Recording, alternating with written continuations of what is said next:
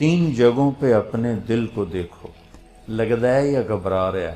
عند سماع القرآن، قرآن کے سامنے بیٹھ کے دیکھو، دل لگتا ہے یا گھبراتا ہے؟ فی مجالس ذکر، ذکر کی مجالس میں بیٹھ کے دیکھو، دل لگتا ہے یا گھبراتا ہے؟ فی اوقات الخلوہ، تنہائی میں بیٹھ کے دیکھو، دل اللہ کے لیے کچھ تڑپتا ہے یا گھبراتا ہے؟ فَإِن لَمْ تَجِدْهُ فِي هَذِهِ الْمَوَاطِنِ، اگر تیرا دل قرآن سے گھبرائے، اللہ کی یاد کی مجالس سے گھبرائے، تنہائی میں گھبرائے، تو پھر اللہ سے مانگ، اللہ تجھے دل عطا فرمائے، تیرا دل مر چکا ہے۔ تنہا بیٹھ نہیں سکتے، گھبرانے لگتے ہیں، کبھی ٹی وی آن کرتے ہیں، کبھی موبائل آن کرتے ہیں، حالانکہ وہ تنہائی اللہ سے بات کرنے کا وقت ہوتا ہے۔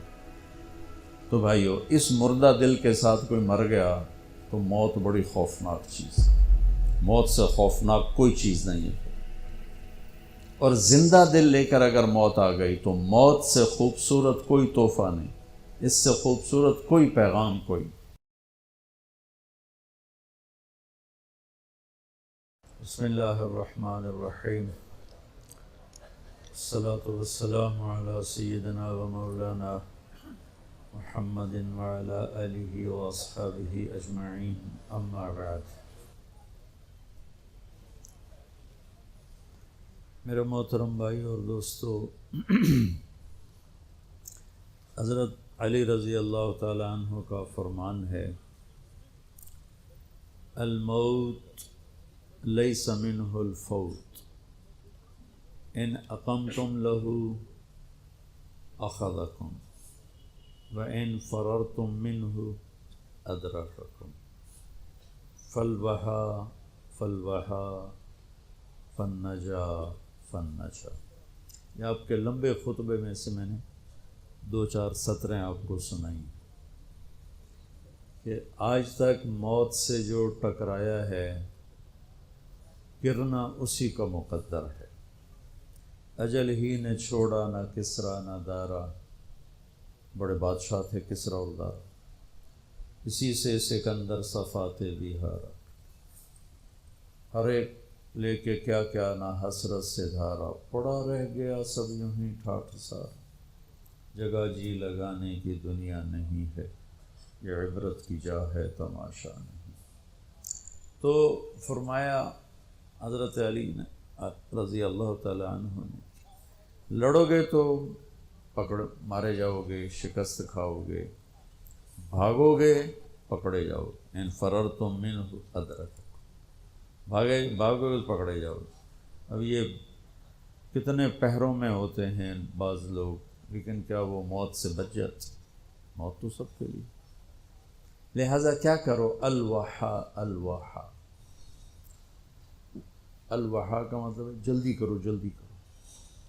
کس چیز کی جلدی کرو؟ کا النجا النجا، اللہ کی بارگاہ میں پیش ہونا ہے، وہاں کامیاب ہونے کے لیے کچھ جلدی کرو۔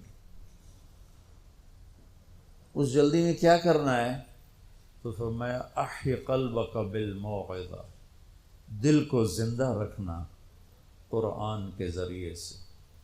جیسے پانی سے گھاس پھول پھل زندہ ہو جاتے ہیں، روح سے ہم زندہ ہیں، تو فرمایا دلوں کی زندگی قرآن سے ہے، قرآن سے دلوں کو زندہ رکھنا۔ ایک حدیث ساتھ یاد آ گئی، وہ بھی اسی کے ساتھ ایڈ کر کے سناتا ہوں، اطلب قلبک عند ثلاثۃ مواطن، تین جگہوں پہ اپنے دل کو دیکھو، لگتا ہے یا گھبرا رہا ہے؟ عند سماع القرآن، قرآن کے سامنے بیٹھ کے دیکھو، دل لگتا ہے یا گھبراتا ہے؟ فی مجالس ذکر، ذکر کی مجالس میں بیٹھ کے دیکھو، دل لگتا ہے یا گھبراتا ہے؟ فی اوقات الخلوہ، تنہائی میں بیٹھ کے دیکھو، دل اللہ کے لیے کچھ تڑپتا ہے یا گھبراتا ہے؟ فَإِن لَمْ تَجِدْهُ فِي هَذِهِ الْمَوَاطِنِ، اگر تیرا دل قرآن سے گھبرائے، اللہ کی یاد کی مجالس سے گھبرائے، تنہائی میں گھبرائے تو صلی اللہ ان یمن علیک بقلب فإنہ لا قلب لک، تو پھر اللہ سے مانگ اللہ تجھے دل عطا فرمائے، تیرا دل مر چکا ہے۔ دل کی 3 بڑی شریانیں ہوتی ہیں۔ مجھے سٹنٹ پڑا نا، وہ بھائی بھی ڈاکٹر ہے دل کا، تو کافی ساری معلومات اس کے ذریعے سے تھیں، پھر خود سٹنٹ پڑا اور ہو گئی۔ دل کو سپلائی دینے والی 3 بڑی شریانیں، تو وہ ایک بند ہو تو سٹنٹ ڈالتے ہیں، 2 بند ہو پھر بھی کوشش کرتے ہیں، 3 بند ہوں تو پھر آپریشن ہی کرتے ہیں۔ اور یہ خون دل کو سپلائی دینے والی ہیں، یہ بند ہو جائیں تو موت ہے۔ تو وہ دل جو میرے نبی بتا رہے ہیں اس کی بھی 3 شریانیں ہیں۔ میں ابھی مجھے وہ مناسبت ایک دم ذہن میں آ گئی، پہلے نہیں تھی، کہ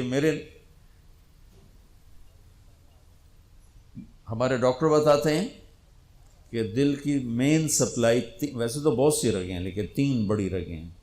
ادھر میں کیا حدیث سنا رہا ہوں کہ دل کے مردہ اور زندہ ہونے کی بھی 3 نشانیاں ہیں، یعنی وہ دل جو روحانیت والا ہے اس کے لیے بھی 3 پائپ لائن جا رہی ہیں، ایک قرآن ہے، ایک ذکر کی مجالس ہیں، اور ایک تنہائی میں اللہ کی یاد ہے۔ اگر تینوں بند ہیں تو دل مر چکا ہے، وہ چاہے بادشاہ ہے، چاہے RPO ہے، چاہے مولانا ہے۔ اور اگر تینوں زندہ ہیں تو یہ دل صحت مند ہے، نورانی ہے، اور اللہ کا محبوب ہے۔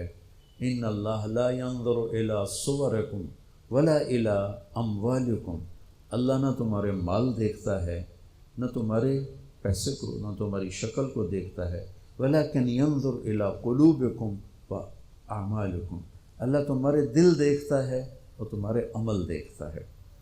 تو ارشاد فرمایا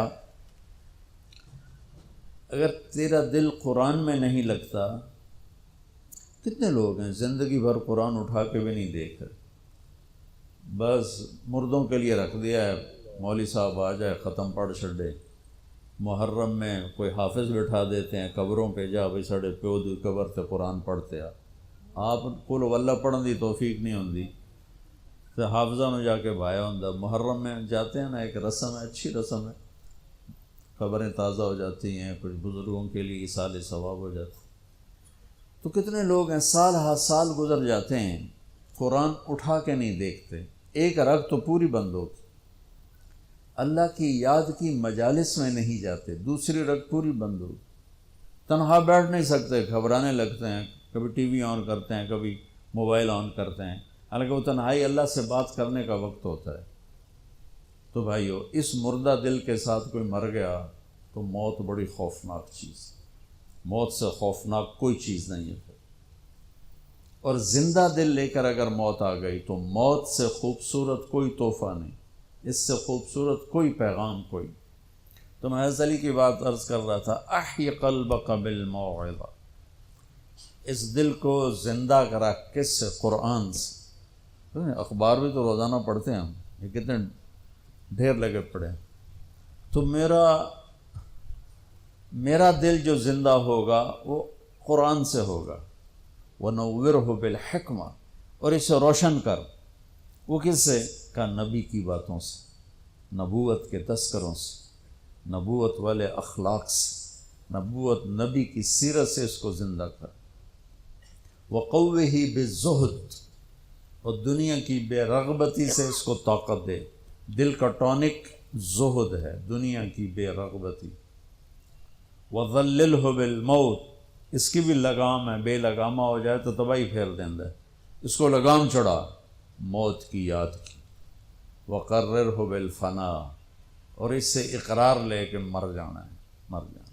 بھائیو، بڑے سے بڑے عدد کو 0 سے ضرب دو تو 0 ہو جاتا ہے، 100 انٹو 0 0، اور ٹریلین انٹو 0 0، 1 خرب ضرب 0 0۔ اللہ کی قسم، ساری زندگی کی عزت، دولت، شہرت، بلندیاں، مرتبے، حیثیتیں، عہدے جب موت سے ضرب کھاتے ہیں 0 ہو جاتے۔ تھوڑی دیر پہلے وہ مولانا طارق جمیل کہلا رہا تھا، اور 1 سیکنڈ کے بعد ڈیڈ باڈی میت، ڈیڈ باڈی میت۔ اولاد بھی نہیں کہتی، اولاد بھی کہتی میت چاہو، منجی چاہو، ہمارے دیہاتوں میں کہتے ہیں منجی چاہو، میت چاہو۔ ایک سیکنڈ پہلے وہ ہے بادشاہ وقت، اور ایک سیکنڈ کے بعد وہ ڈیڈ باڈی کہلا رہا ہے، اور وہ میت کہلا رہا ہے، اور وہ مردہ کہلا رہا ہے۔ کہ ساری زندگی کی کمائیاں جب موت سے ضرب کھاتی ہیں، نتیجہ زیرو ہو جاتا۔ صرف ایک ہستی ہیں جن سے پوچھا گیا، باقی تو کون پوچھتا۔ وقت لکم میعاد یوم لا تستاخرون عنہ ساعۃ ولا تستقدمون، تم سب کا ایک دن مقرر ہے، وہ آئے گا تمہیں اٹھا کے لے جائے گا۔ تو اس دن اگر اللہ مجھ سے راضی ہے تو میرے لیے موت سے بہتر کوئی تحفہ نہیں، اور اگر اللہ مجھ سے ناراض ہے تو پھر موت سے خوفناک پیغام کوئی نہیں۔ حضرت طلحہ کا انتقال ہوا تو میرے نبی نے ان کے لیے دعا کی، یا اللہ طلحہ جب تیری بارگاہ میں پیش ہو تو اسے دیکھ کے مسکرائے، یہ تجھے دیکھ کے مسکرائے۔ ہمارے نبی پاک صلی اللہ تعالی علیہ وسلم کو اللہ نے اختیار دیا، جتنا رہنا چاہتے ہیں رہ لیں، لیکن موت آپ کے لیے ہے، موت سے پاک صرف آپ کا رب ہے، باقی کوئی نہیں۔ 29 صفر 11 ہجری 632 عیسوی آپ کو سر درد اثر کے بعد شروع ہوا۔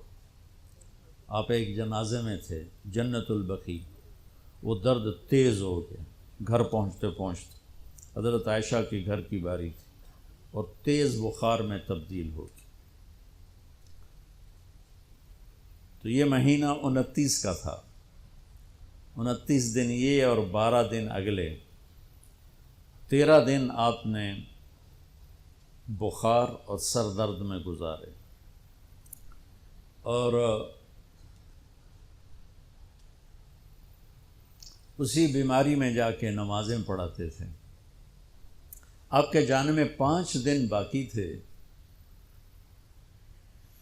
تو آپ کا بخار بہت تیز ہو گیا، تو آپ نے فرمایا کہ مجھے 7 کنوؤں کا پانی لا کر غسل دو۔ تو 7 مشکاں وڈیاں وڈیاں بھر کے لے آندیاں صحابہ نے، الگ الگ کنواں تو حضرت عائشہ کے گھر میں ٹپ نہیں تھا تو حضرت حفصہ کے گھر سے ٹپ منگوایا گیا۔ آپ تہمت باندھ کے اس میں بیٹھے اور ایک ایک مشک آپ پر ڈالتے گئے۔ تو اس سے پانی سے بخار کا زور ٹوٹ گیا، تو آپ نے پٹی باندھی سر درد کی وجہ سے، اور حضرت علی اور فضل بن عباس رضی اللہ عنہم علیہم السلام، ان کے کندھوں پر ہاتھ رکھتے ہوئے آپ مسجد میں تشریف لائے۔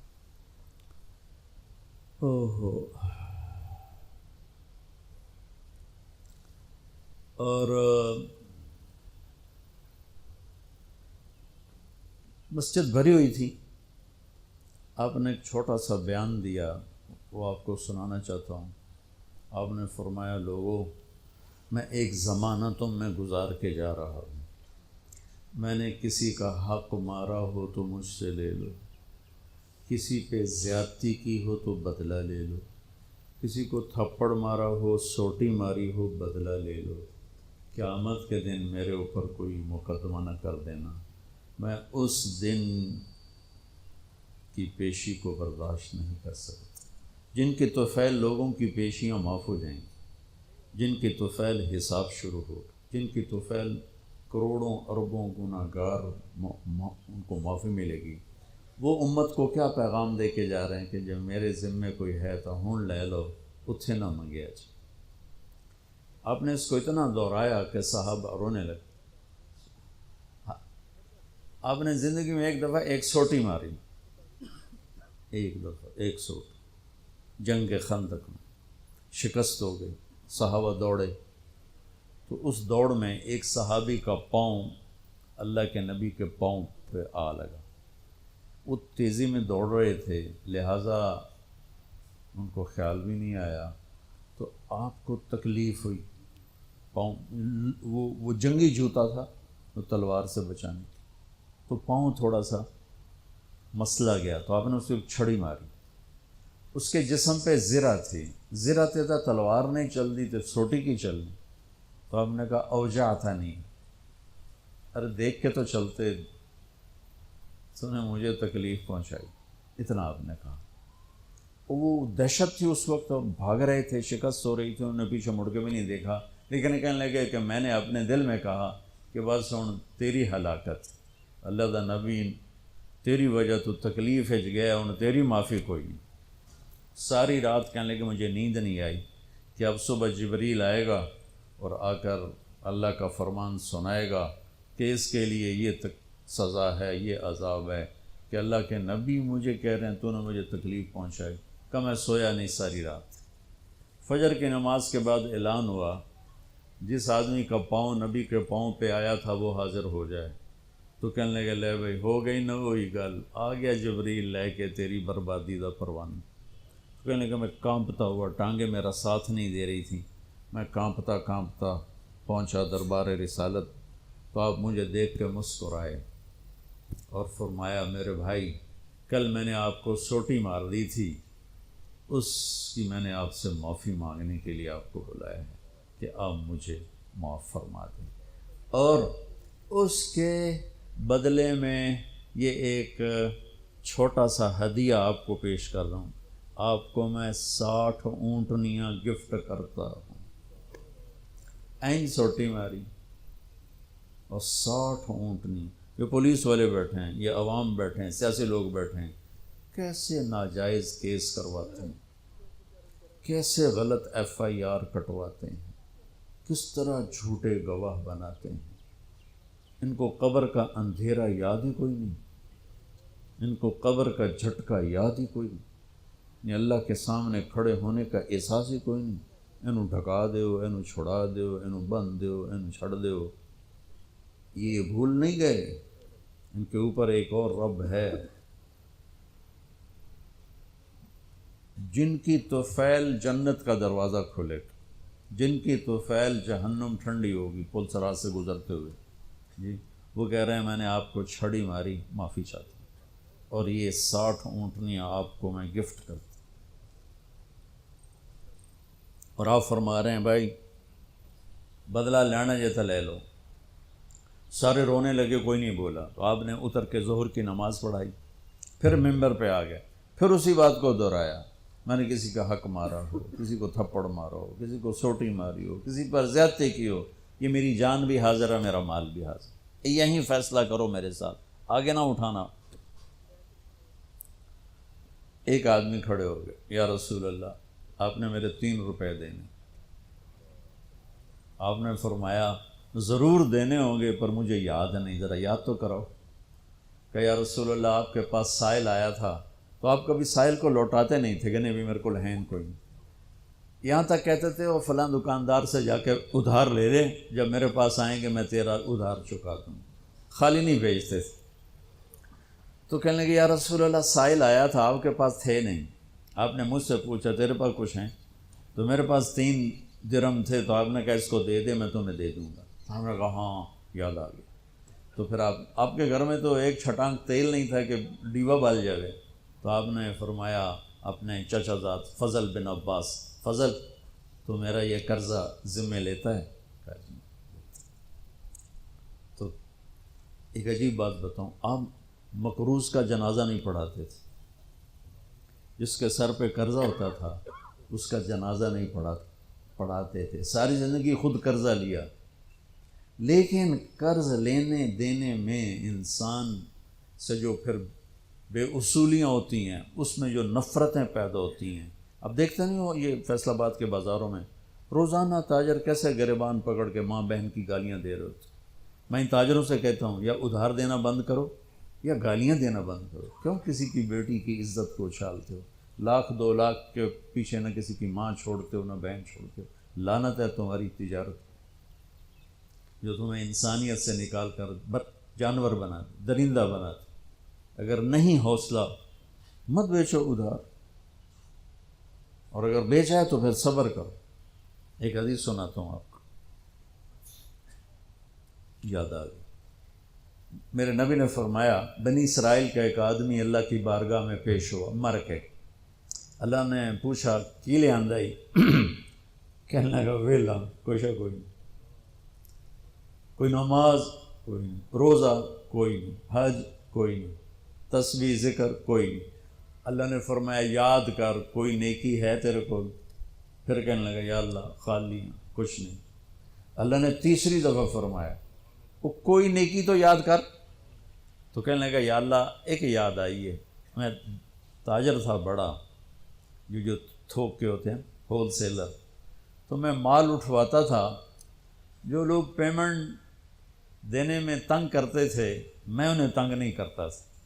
میں نے نوکروں سے کہا ہوا تھا جب دے دے لے لینا. اور جو دینے کے قابل نہیں رہتے تھے، یہاں تو ان کے گھروں پہ قبضے ہو جاتے ہیں نا، جو دینے کے قابل نہیں رہتے تھے ان کو میں معاف کر دیتا تھا. جو تو آنکھیں کوئی نیکی ہے. تو میرے اللہ نے فرمایا، میرے نبی نے فرمایا، میرے اللہ نے فرمایا تو نے تو میرے بندوں کو بڑا سکھ پہنچایا، آج میں تینوں سکھ ہی کرنا، جا مفت جنت جا مفت جنت. بھائی وہ حقوق کا معاملہ بہت سخت. تو میرے نبی جیسی پاک ہستی حقوق کے بارے میں کہہ رہے ہیں بھائی جو کوئی بدلہ لینا جائے اتھے ہی لے لو. حضرت غزیہ رضی اللہ تعالیٰ عنہ بدر کی جنگ میں صفیں سیدھی ہو رہی تھیں، تو وہ ان کا ذرا پیٹ بڑا تھا تو وہ باہر نکلے ہوئے تھے، تو آپ نے ان کے پیٹ پہ تیر ایسے مارا. غزیہ پیچھے ہٹو. وہ کہنے لگے یا رسول اللہ آپ نے مجھے نوک چبھوئی تیر کی، مجھے درد ہوا ہے. آپ نے کہا تو معافی دے دو. کہا نہیں بدلہ لوں گا. تو ان کا لے لے بدلہ. کہا لے لے بدلہ. کہا نہیں آپ یہ کرتا اٹھائیں، آپ نے میرے ننگے پیٹ پہ تیر مارا ہے، تیر چبھویا، میں ننگے پیٹ پہ تیر چبھوں گا. تو آپ نے ایسے اپنا کرتا اٹھا لیا. جب کرتا اٹھایا تو انہوں نے آگے بڑھ کے بوسہ لے لیا کہ یا رسول اللہ ممکن ہے میں شہید ہو جاؤں، تو میں چاہتا ہوں میرے یہ ہونٹ آپ کے جسم کی خوشبو سے مہکتے ہوئے ہوں اللہ کی بارگاہ. اور وہ شہید بھی ہو گئے. اس بدر کی جنگ کے شہداء میں ایک حضرت غزیہ بھی ہیں. تو میرے نبی نے دہرا کے جب اس نے اقرار کر لیا تو آپ نے کہا اب ٹھیک. تو بھائی وہ کاروبار کرو جو مرضی کرو، ادھار دینا میں روک نہیں رہا ہوں، لیکن یہ دیکھ لو کہ عزتیں اگر پائمال کرنے سے بچ سکو پھر دے دو ادھار، اور اگر پگڑیاں اچھالو پھر اللہ کے واسطے چھوٹا کام کر لو، کسی کو بے عزت نہ کرو. آپ مقروض کا جنازہ نہیں پڑھاتے تھے، پوچھتے تھے قرضہ ہے؟ کہ جی ہے. کہ تم خود پڑھ لو. قرضہ ہے؟ جی نہیں. پھر آپ آگے پڑھ کے پڑھاتے تھے. کوئی ذمہ داری لیتا تھا پھر آپ پڑھا دیتے تھے. تو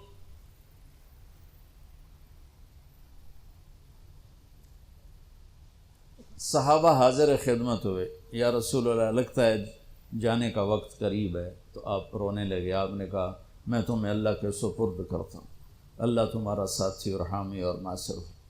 جمعرات کا دن عشاء کی نماز آپ پڑھانے کے لیے اٹھے اور غش آیا اور دوبارہ لیٹ گئے. تو پھر تھوڑے دیر کے بعد آپ کو دوبارہ ہوش آیا تو آپ نے فرمایا عشاء کی نماز ہو گئی ہے؟ کہ جی نہیں، آپ کا انتظار ہے.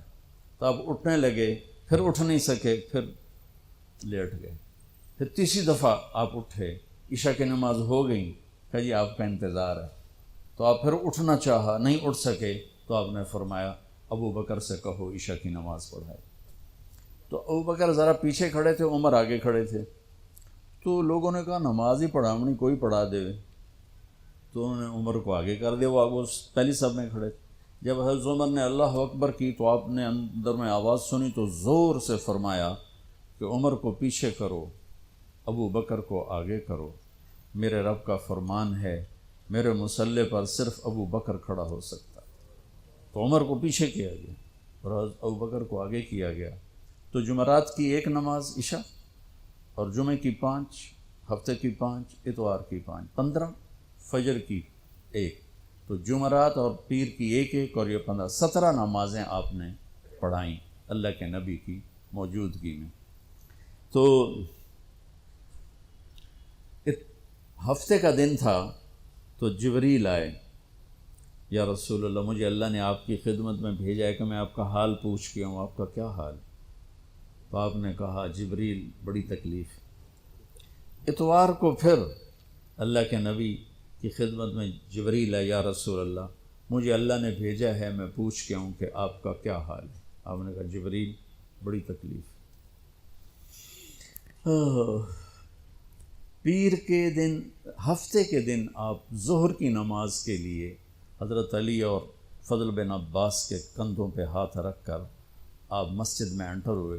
ابو بکر نماز پڑھا رہے تھے، تو آپ نے یہاں سے محسوس کیا کہ اللہ کے نبی انٹر ہو رہے ہیں، تو وہ پیچھے ہٹنے لگے، تو آپ نے ایسے ہاتھ کا اشارہ کر کے روکا اور ان کی لیفٹ سائڈ بیٹھ کر آپ نے 4 رکعت نماز ظہر یا عصر ادا فرمائی۔ یہ آپ کی آخری ملاقات تھی اپنی امت کے ساتھ۔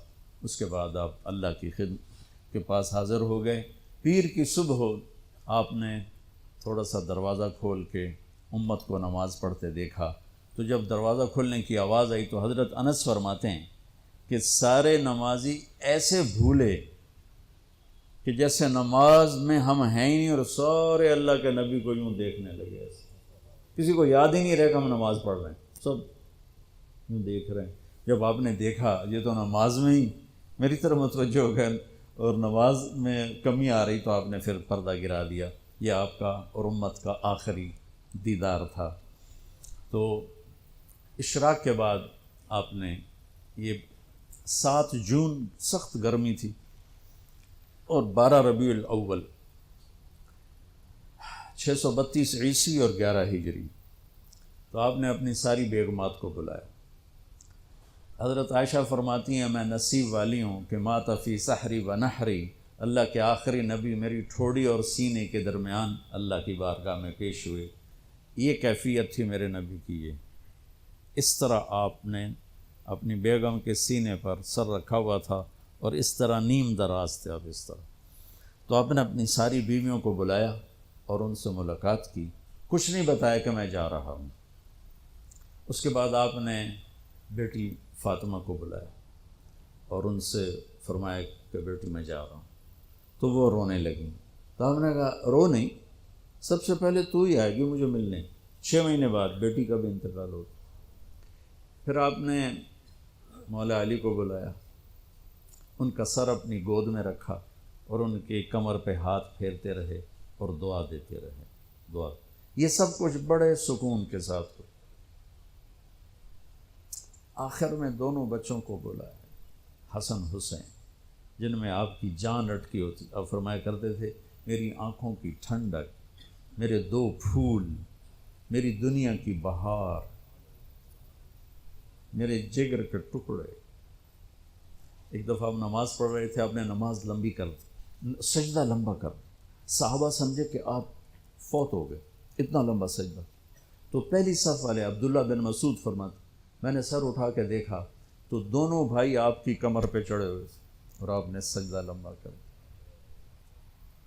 کوئی ہمارے بچے ہمارے چڑھتے کمر پر 2 لتروی مار دیتے نا پیچھے، میرے نبی نے لمبا سجدہ کیا۔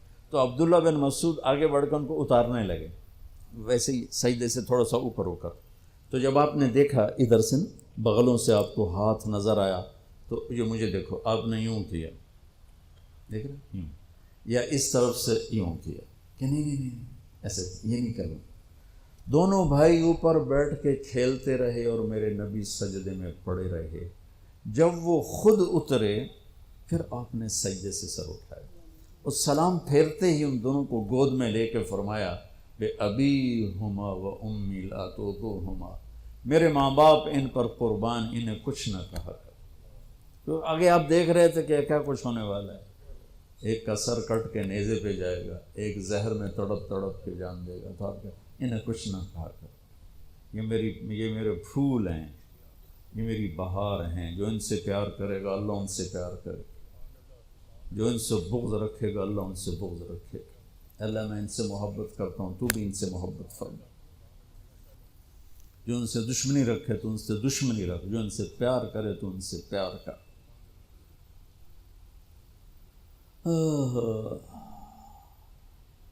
تو آخر میں دونوں بچے بلائے اور یوں جو لیا نا سینے سے لگا تو ساتھ ہی آنسو سے شروع ہو، وہ سارا منظر آگے کھل گیا تو بے ساختہ آنسو۔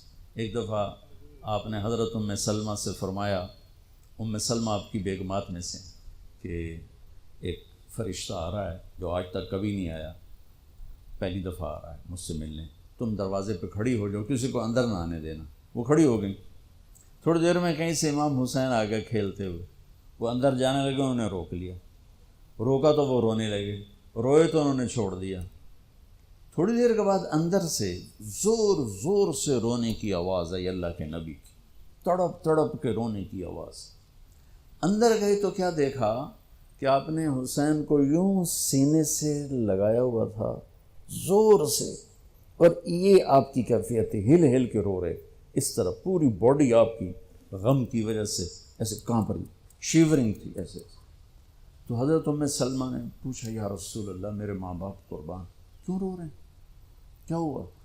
کہا یہ فرشتہ میرے پاس کھڑا ہے، مجھے کہہ رہا ہے آپ کو اس سے بہت پیار ہے۔ میں کہہ رہا ہوں ہاں۔ مجھے کہہ رہا ہے آپ کی امت ہی اس کو ذبح کر دے گی، اور مجھے وہ مٹی دکھائی ہے جس میں اس کا خون گرے گا۔ تو وہ ان دونوں کو گلے سے جو لگایا نا تو بے ساختہ آنسو، پھر ان کو بھی رخصت فرما دی۔ بس ان کے جانے کے تھوڑی دیر بعد جبریل آ کے کھڑے ہو گئے۔ آپ نے فرمایا کیا بات؟ کہنے لگے جی باہر ملک الموت کھڑا ہے، اندر آنے کی اجازت چاہتا۔ آپ نے کہا آ جائے۔ اس نے اندر آ کر کہا السلام علیکہ یا رسول اللہ۔ پھر کہنے لگا یا رسول اللہ آپ پہلی ہستی ہیں جنہیں میں سلام کر رہا ہوں، میں نے کبھی کسی کو سلام نہیں کیا۔ پھر کہنے لگا یا رسول اللہ آپ پہلی ہستی ہیں جن کے بارے میں اللہ نے فرمایا پوچھ کے اندر جائیں، ایویں نہ بڑھ جائیں، اجازت ملے تو جانا ورنہ واپس آ جانا۔ یا رسول اللہ آپ پہلی ہستی ہیں اللہ نے فرمایا آنا چاہیں تو لے آنا۔ ہو کیا دربار ہے، کیا مقام ہے، موت بھی اجازت منگتی پہ، اور رہنا چاہیں تو چھوڑ کے آ جانا۔ عیش معاشیت میرے محبوب، آپ جتنا زندہ رہنا چاہتے ہیں آپ کو اجازت، تھوڑے واسطے 63 سال کی کوئی قید کوئی نہیں، تھوڑی اپنی مرضی۔ تو آپ نے پوچھا اگر میں تمہیں اجازت دے دوں تو میری جان بھی نکالو گی؟ کہ جی رسول یہ تو اللہ کا امر ہے، میری کڑی اوقات۔ تو آپ نے جبریل کو دیکھا، اب ذرا میری آنکھوں کو دیکھو، تو آپ نے یوں کیا، یہ بھی سوال ہوتا کی صلاح ہے، تو بجائے منہ کے آدمی نہیں پوچھتا، یہاں سے سوال کرتا، آنکھیں بھی بہت کچھ کہہ دیتی ہیں، بہت کچھ سنا دیتی ہیں، تو آپ نے یوں کیا۔ تو وہ سمجھ گئے کہ اللہ کے نبی کہہ رہے ہیں تیری کی صلاح ہے۔ تو انہوں نے عرض کہ ان ربک الیک لمشتاق، یا رسول اللہ آپ کی ملاقات کے شوق میں بیٹھے، بڑے شوق میں ہیں اللہ آپ کی ملاقات۔ بھائیو مانگا کرو یا اللہ وہ موت دے کہ تو ہماری ملاقات کے شوق میں ہو، ہمیں مردود نہ کر دے بلکہ ہمارے لیے اپنی رضا کے دروازے کھول دے۔ اب سنو ایک بات، آپ نے فرمایا جبریل واپس جاؤ، اللہ سے پوچھ کے آؤ میرے بعد میری امت کے ساتھ کیا کر۔ حسن حسین کو دیکھ لیا ہے کیا ہونے والا ہے، ان کے لیے کچھ بھی نہیں مانگا، ان کو قربانی بنا دیا، اپنی اولاد کو قربانی بنا دیا، ان کو ذبح ہونے کے لیے چھوڑ دیا۔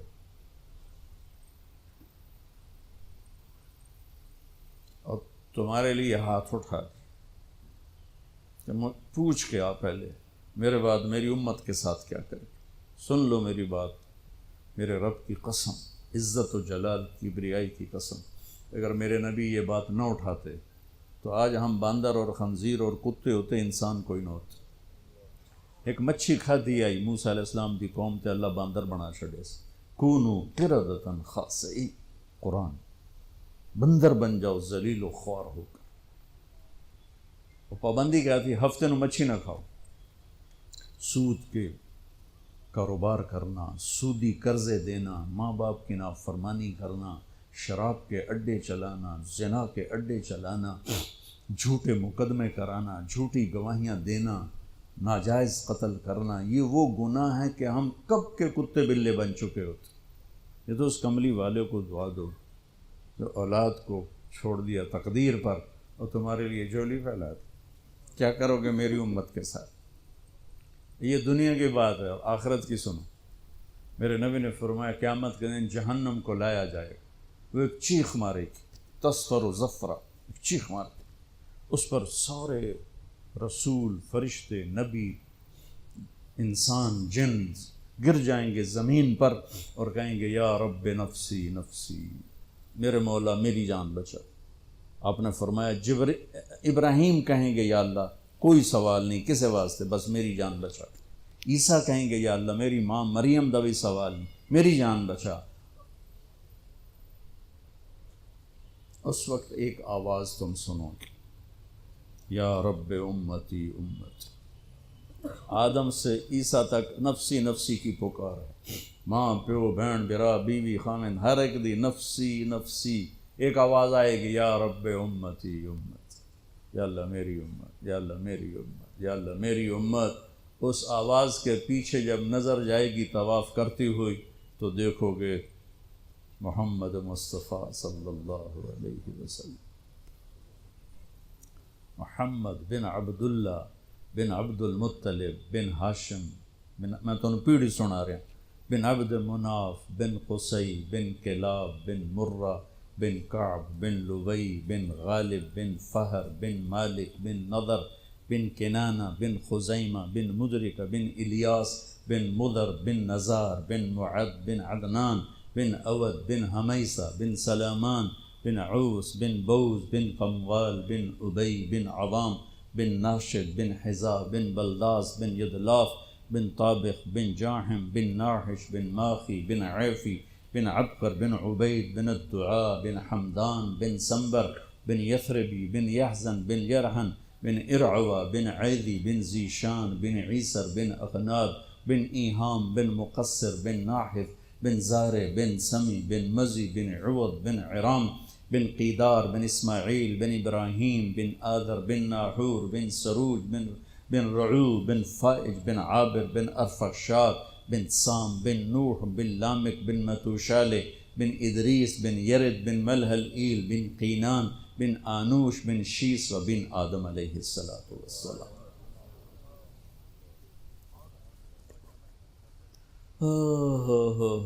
وہ نبیوں میں رحمت لقب پانے والا، مرادیں غریبوں کی برلانے والا. ساری دنیا نفسی نفسی نفسی نفسی، آپ کہہ رہے ہیں امتی امتی امتی امتی، یا اللہ میری امت، یا اللہ میری امت. دنیا میں بھی اور آخرت میں. جاؤ اللہ سے پوچھ کے آؤ کیا کرو گے میری امت کے ساتھ. میرے رب کی قسم آج ہم انسان ہیں تو اس کی تو فعل ہے. جبریل واپس آئے، پیغام لائے، یا رسول اللہ، اللہ فرما رہے ہیں ہم آپ کی امت کو تنہا نہیں چھوڑیں گے. آپ نے کہا الآن قرۃ عینی، واہ یا رسول اللہ قربان جائے.